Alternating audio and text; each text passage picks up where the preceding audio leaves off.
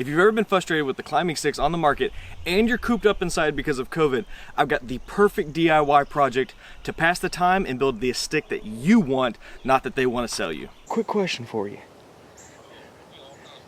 How aggressive are black bear mamas when there's cubs involved?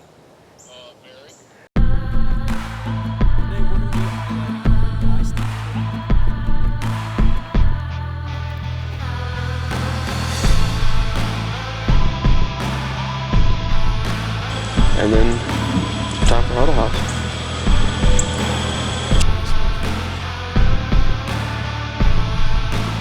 Hopefully this bear doesn't come after a wild call.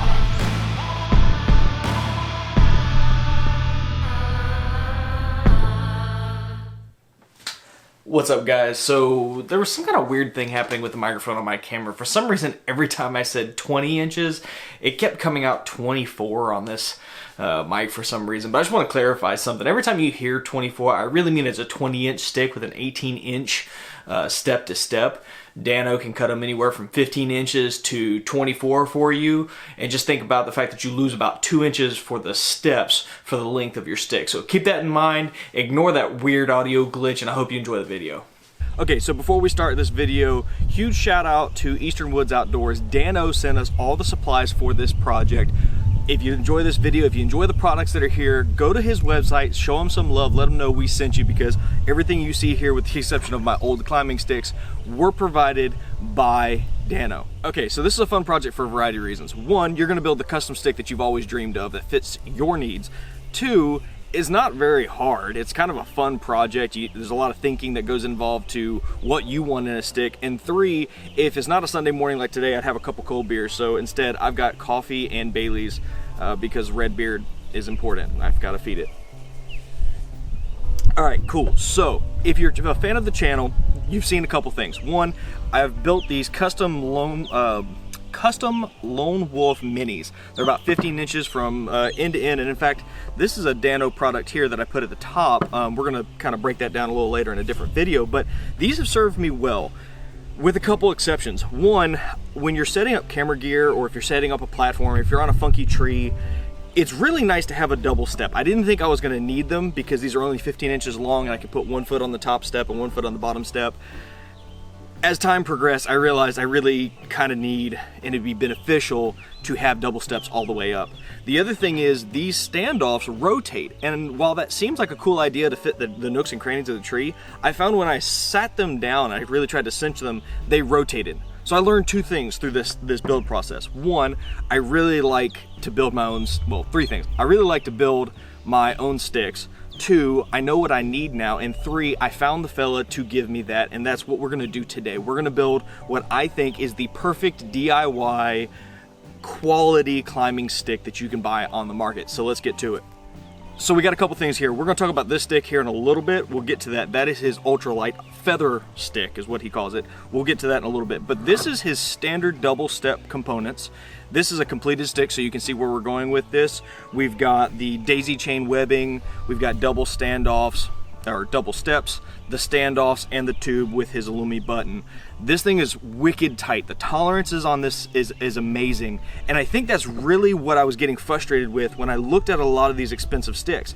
None of them are bad. You'll kill deer with a set of $40 sticks from Walmart, but when you start paying a premium, I really feel like you should get a premium product. And if you're gonna call it a custom stick, it should really be a custom for you product, right? I mean, this is kind of a no-brainer. Made in America, sourced in America, everything about this is American made, and I really am impressed with how the quality of the products stack together. And what I mean by that is the grooves in between these standoffs. If you notice on my lone wolves that I set down, I've side stacked them. And that's because there's a lot of movement in the standoffs when I stack these the traditional way, which is noise. When you introduce noise, it's frustration. Now you're having to buy dampening products and you're sticking stuff in. It's annoying. Again, these are over-the-counter sticks, not a premium stick. But what you'll find with these sticks is that the tolerances are so tight because he's taken he's been diligent enough to make sure that they all match, that when you put them together and you stack them, barely any noise. And I think what he's done is he's left enough of a gap in there to stealth strip these tubes And once you put that stealth stripping in there, they will lock into place. I'm not saying that you don't need an attachment mechanism to hold them all together, but there's not gonna be any noise. Okay, so I mentioned on the previous sticks that I've got, these standoffs rotate. And what DanO's done here is he's engineered a offset to where this standoff nests inside the tube, to where there's no rotation whatsoever. This entire stick is rock solid, and in fact, he's done the same thing with the standoffs as well. I called DanO, we talked on the phone for about 45 minutes. I was able to pick his brain. He's built countless sets of sticks. He's built countless sets for himself and for his customers, and we arrived at this right here. Now here's the really cool thing about this. He cut and tapped this for me. We talked about the length we wanted, we talked about the benefits it brings, how far to stand it off, and he asked me, he said, Walt, do you want to do this yourself, or do you want me to go ahead and tap the holes? And while I've got the tools to do so, he's got more precision tools, and you may not have the tools. So he's tapped all the holes for me, and he's cut this to length.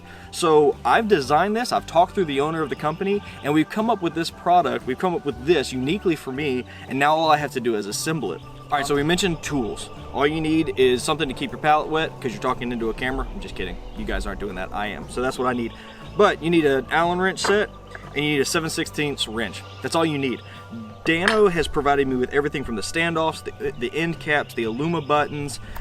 Genesis 3D Printing has produced a stick holder for the side of your saddle. I just got these in the mail. I haven't even had a chance to play with them. But everything you see in this video, with the exception of these little tools, you can get at his website. And now we're going to actually put this together. So what we've designed is a 24-inch double step tube, 24-inch from step to step, which even for this short hobbit, I think I can make that work. It's going to be fun.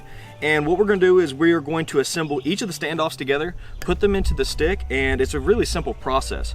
One of the things that I like about these standoffs is he's countersunk the bolt, so you don't have anything standing off or anything poking through here when you go to stack it. So first step, we're going to undo the bolt that comes with the standoff. Try not to drop it.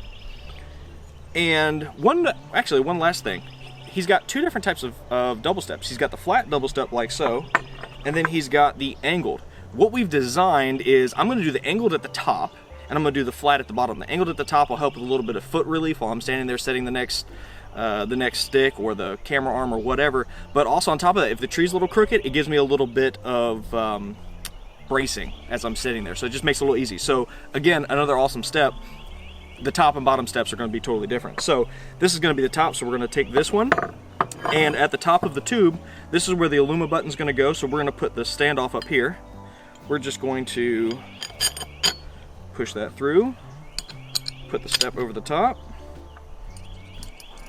washer, lock nut, my fat fingers can make it happen, and I'm just going to cinch that down like so. And the reason why is because I'm prone to making errors.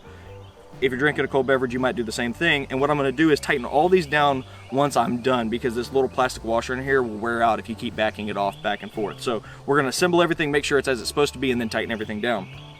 Next up, we're going to take the flat double step that I just mentioned, another standoff. We're going to repeat the process.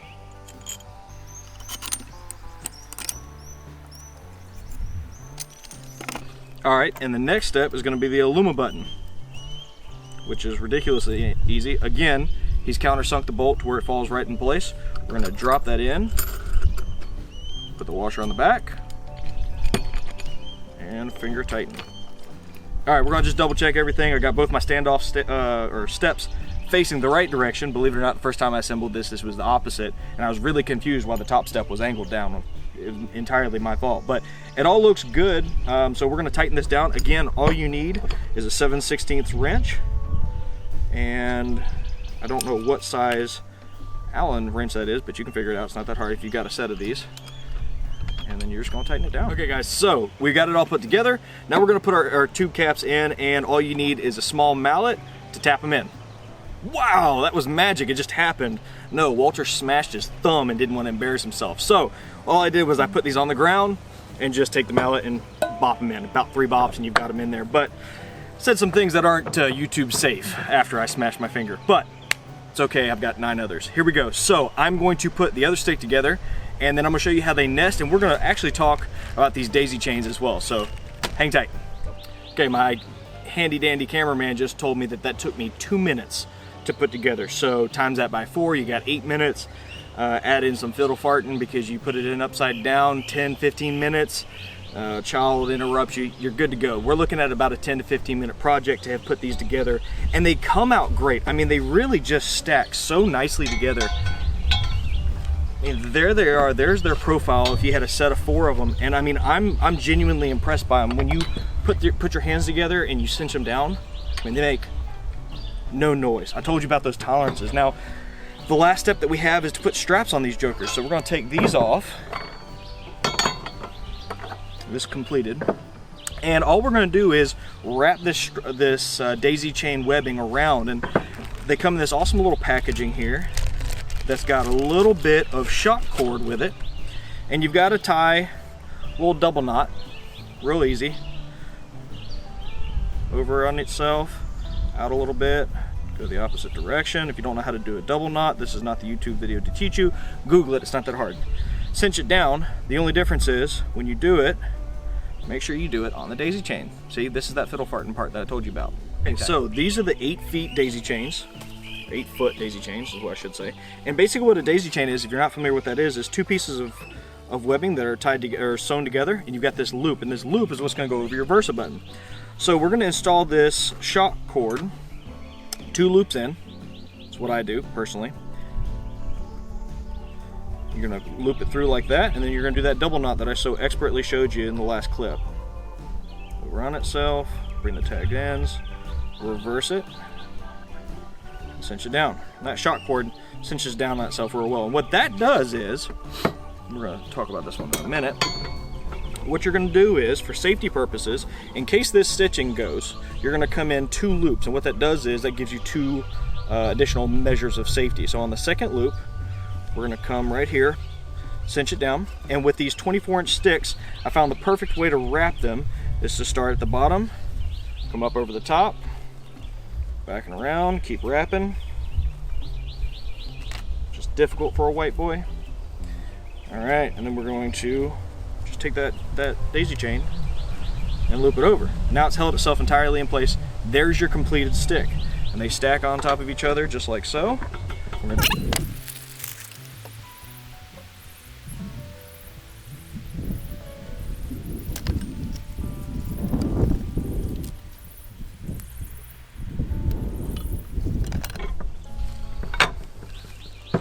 And there's your completed set of sticks.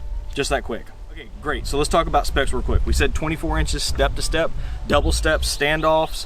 We're looking at about 1.9 pounds without the attachment method. With the attachment method, you're just a fuzz over 2 pounds at 2.2 pounds. Now, if you're looking to cut some weight, what I'd suggest is look at the Featherlight options from DanO. What he's done is he's machined out a lot of the excess that is done elsewhere, and this comes in at 1.5 pounds without an attachment method, which is absolutely amazing.